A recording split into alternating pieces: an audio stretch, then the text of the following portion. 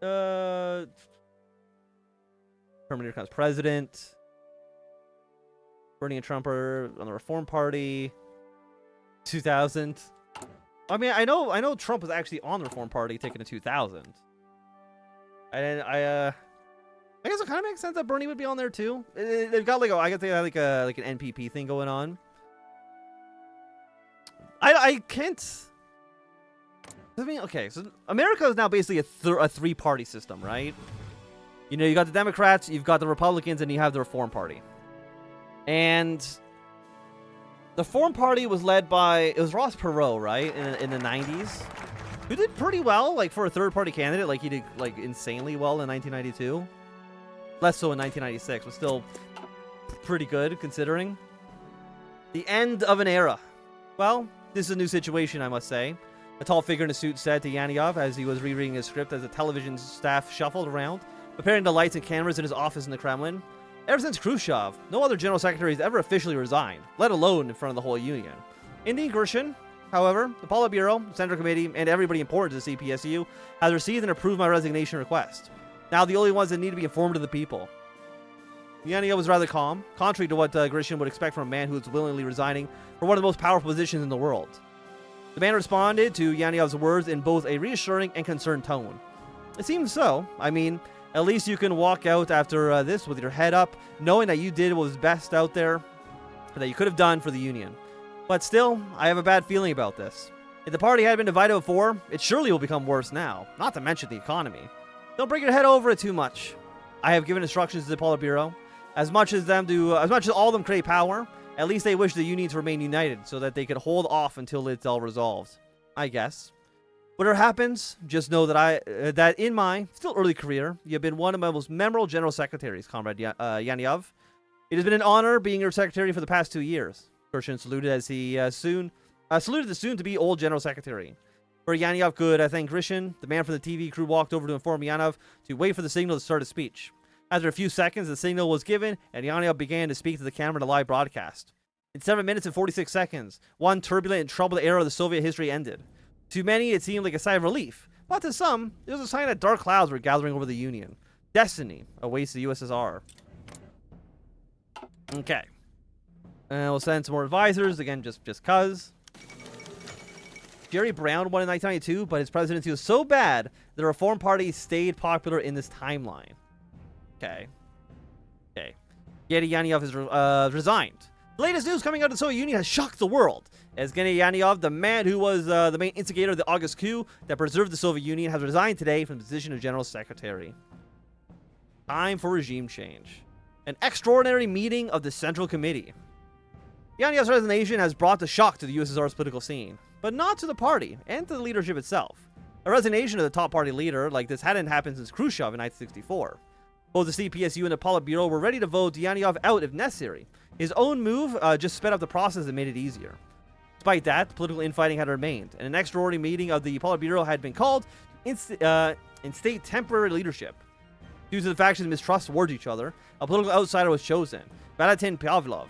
The former premier after the August coup had resigned from his post due to health reasons a while ago, but remained an active member of the Politburo and the Central Committee. Hence why he was chosen due to the non-existent influence and ties to any of the interpolitical factions. So we're going to get a little bit of political power, a little bit of stability. That's a large man. That's Newman.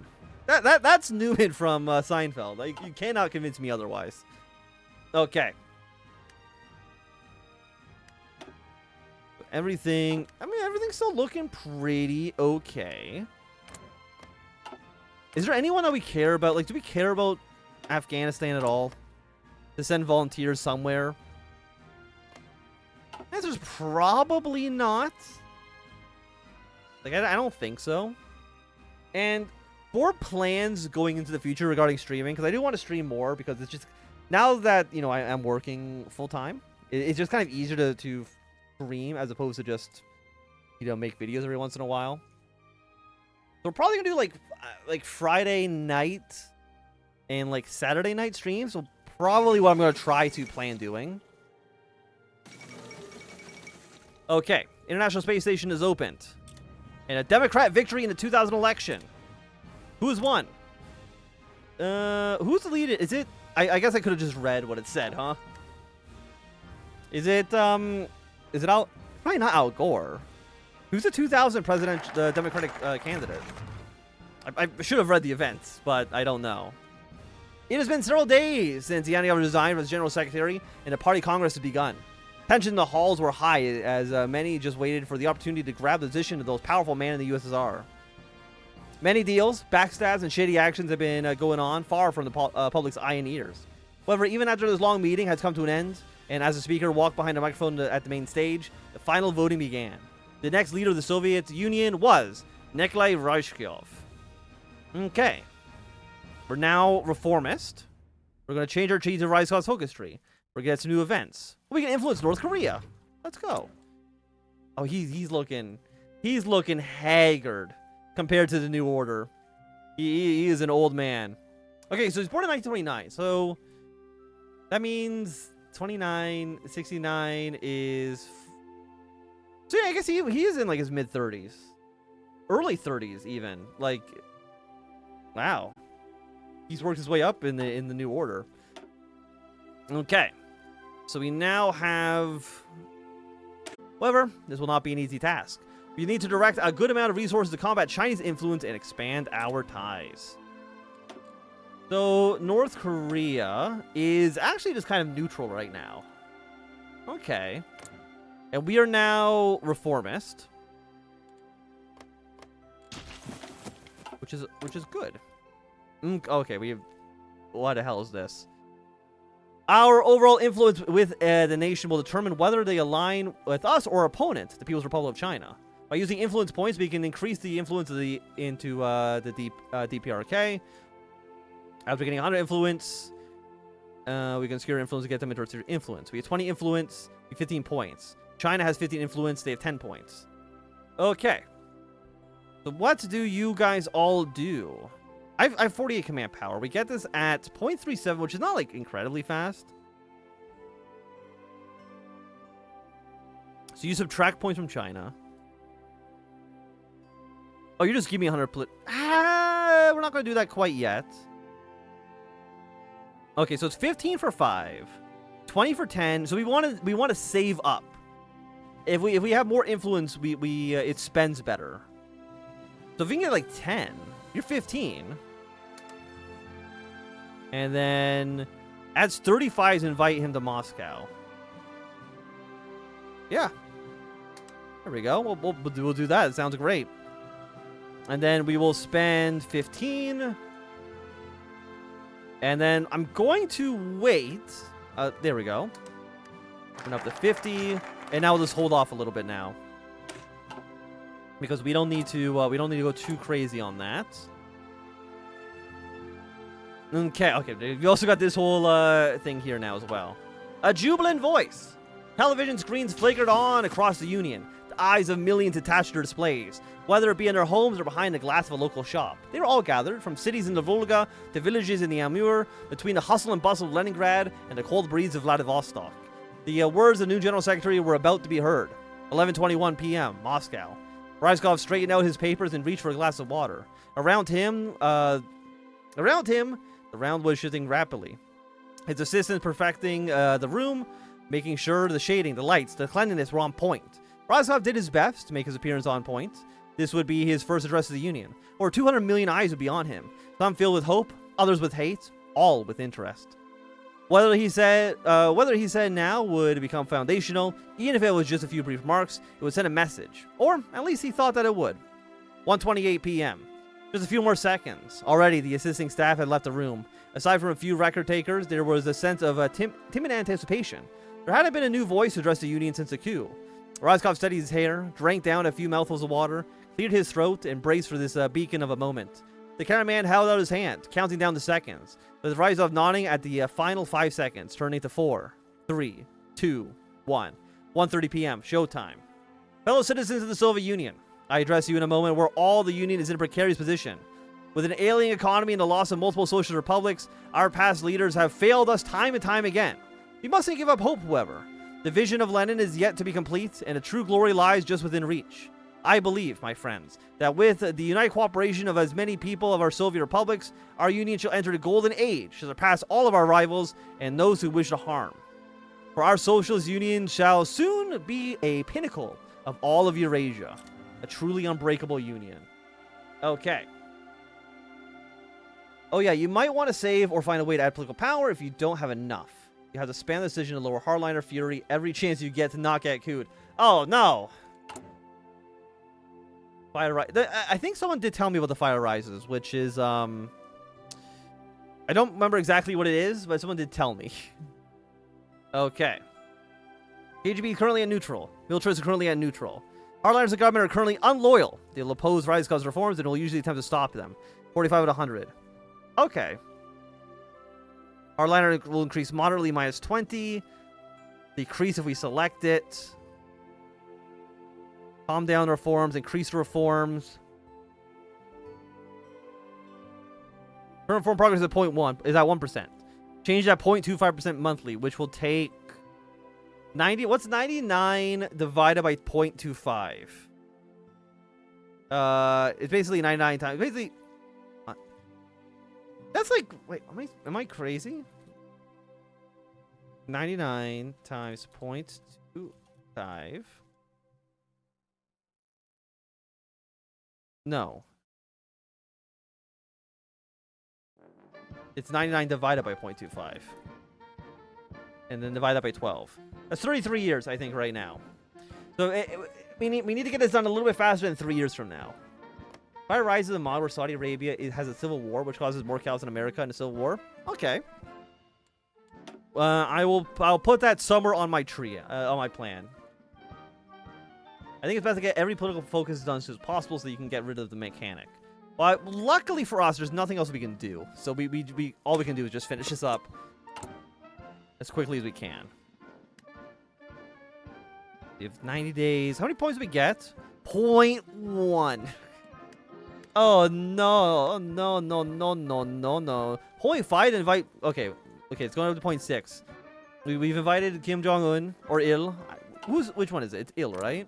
Yeah. We've invited him here. Sorry, Africa, you're no longer of my concern. And we just need 100 points. We're doing pretty well, I think. We do want to spend the 50 points on you. Because again, like, if we can like not get cooed, I would be happy. But I don't want to die. Like, I know that maybe seems crazy. Hardliners protest. Decreases by 0.25. Doesn't that mean that's 0? Oh, God. KGB makes overtures to Reformist. KGB has decided to align more closely to Reformist. Okay. Militaries make overtures to Reformist as well. Are these just random? Because now the militaries and the KGB are pro-Reformist. Very different than when Yanov was in charge, but that's okay. Also, we actually generate no points here. 0.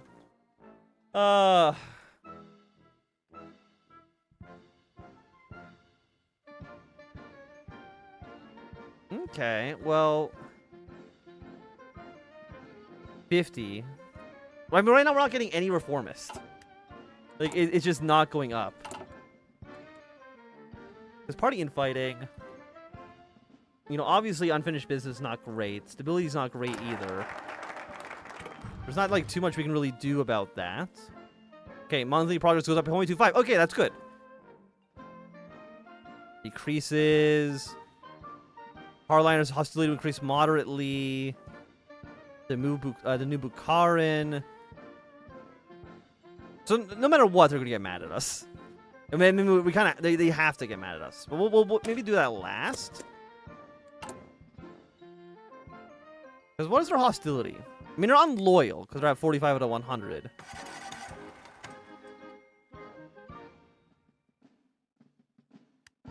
Does it say what it actually is at? Oh, okay, there's a Cold War modifier. It's getting changed a little bit. But I mean, the other people like me, right? So that's something. Also, is this another mechanic where we want this to go as far as possible?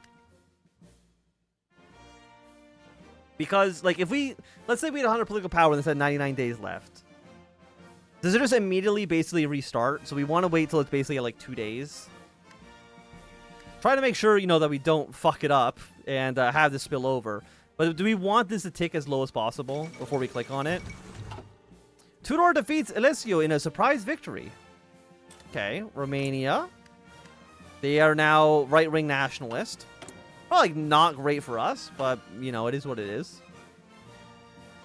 Don't worry about the other ones, not that important. Excellent. I like knowing when things aren't important, so we can just turn all these off. At least right now, especially with the KGB and the militarist. They're already happy with us. The new Bukharin.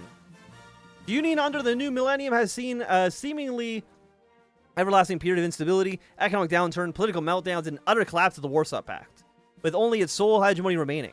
Many a little hope that a union would ever truly redeem itself. Little hope of returning to the glories of the past. Yet now it seems that our General Secretary Yazkov has not only salvaged, but propelled the union to a new age. With ingenious political maneuvering, Razkov has brought peace to the party Congress landscape, leading the way for better action and resolve within the union's leaders. Thanks to Razkov's economic reforms, the union has overseen explosive economic growth over the past few years. I mean, this feels like it should be happening a lot later, but okay. New opportunities to have social citizens at new heights. Along with this, our premier's genius foreign policy has entrenched the security of the USSR, amplified his influence abroad.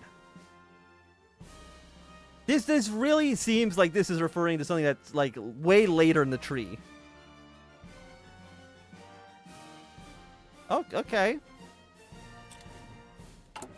Like, did they launch this too early? I think you got lucky.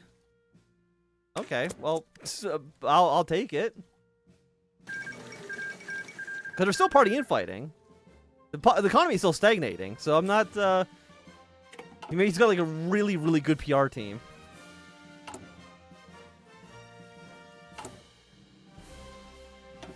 Okay. This goes down. It reduces it by 10.